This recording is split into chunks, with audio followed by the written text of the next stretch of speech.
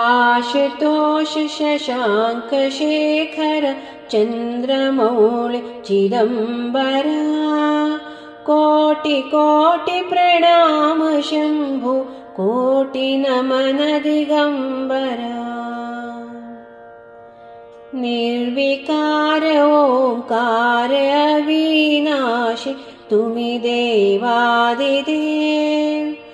जगत सर्जक प्रलय करता शिवं सत्यं सुंदरा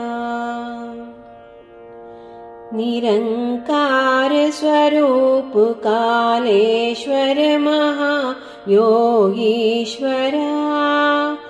दयानिधि दानेश्वर जय जटाधार अभयंकरा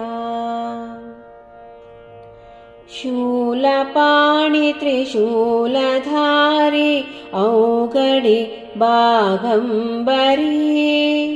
जय महेश त्रिलोचनाय विश्वनाथ विश्वंभरा नाथ नागेश्वर हरोहर पापसाप अभिशापतम महादेव महान बोले सदा शिव शिव शंकरा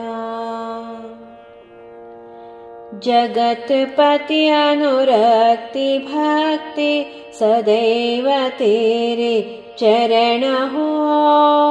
क्षमा हो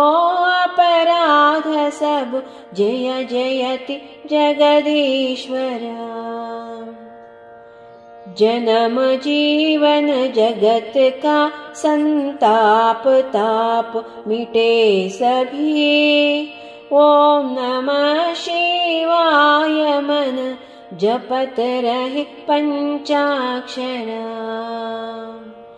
ओम नमः शिवाय मन जपत रहे पंचाक्षरा